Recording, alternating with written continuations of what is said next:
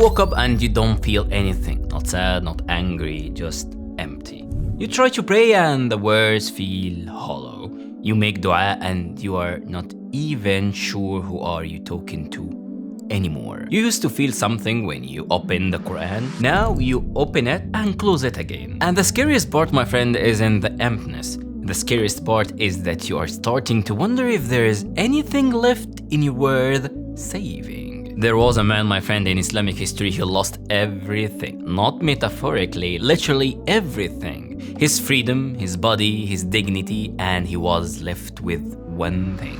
One word. And that word, my friend, held them together with nothing else could. Stay with me. His name, my friend, was Bilal ibn Rabah. He was an Abyssinian slave in Mecca, and in a society built on bloodlines and tribal protection, he had none of it. No family with power, no name that could protect him, no tribe to call on. When his master Umayyah ibn Khalaf heard that Bilal had accepted Islam, he didn't just get angry. He made an example of him, my friend. Every day in the peak of the Meccan heat, Bilal was taken out to the desert. They would lay him flat on the burning sands. They would place a boulder on his chest, so heavy he could barely breathe. And then they would stand over him and give him one choice.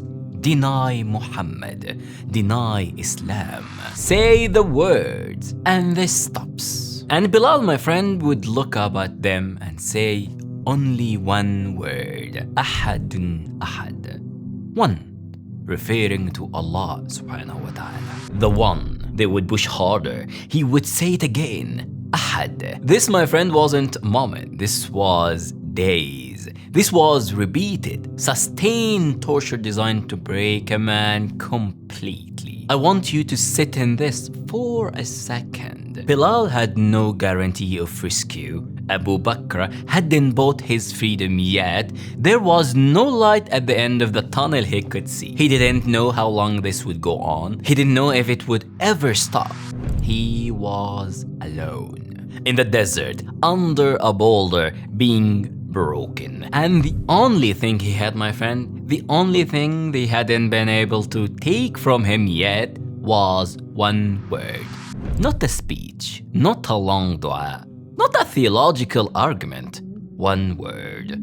Ahad. And I need to understand something about that word. Bilal wasn't saying it to inspire anyone. There was no one watching who was on his side. He wasn't performing strength. He was saying it because it was the only true thing he had left. When everything else had been stripped, the comfort, the community, the feeling of safety, he reduced his entire faith into its smallest, most unbreakable unit. Allah is one. And I know it. That's it. That's all he had, and it was enough to survive on. One day, my friend Abu Bakr passed by. He saw what was happening to Bilal, and he went straight to Umayyah ibn Khalaf and bought Bilal's freedom on the spot. Paid for him and walked him out of the desert. But here is what I want you to notice. Abu Bakr didn't arrive on day one. The rescue didn't come immediately. Bilal was in that desert for a long time before anyone came. And during all of that time, with no sign that it would ever end, he didn't abandon the one thing he was holding on to. He didn't say, I've been saying ahad for days and nothing has changed. So what's the point? He just kept saying it because he wasn't saying it to change his circumstances. He was just saying it to remember what was real. So my friend, let me ask you something honestly. When you feel empty, when the prayer feels hollow and the dua feels like it's going nowhere, what are you holding on to? Because Bilal didn't hold on to a feeling. Feelings can be taken. They can be crushed under the weight of what life puts on your chest.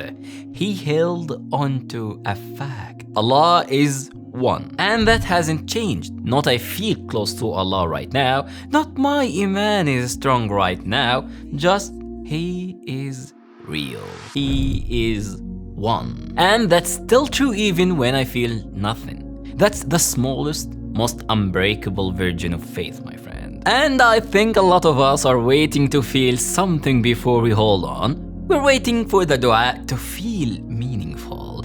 Before we make it, waiting to feel connected before we open the Quran. Bilal, my friend, didn't wait for the feeling. He said the word first in the desert under a boulder. The feeling is not the anchor, my friend. The truth is the anchor, and the truth hasn't moved. You don't need to feel strong right now. You don't need to have it together. You don't need a long dua for a perfect salah. You just need the smallest true thing you can hold on to. Ahad. He is one. He is real. And he hasn't forgotten you. That's enough to survive on. Sayyiduna Bilal radiyallahu anhu proved it. Hey, I already made a video about the day of Khadija died. The Prophet, peace be upon him, lost everything in 1 year and he didn't suppress it. He fell apart openly. It's right there, just click on it. I know you'd like it.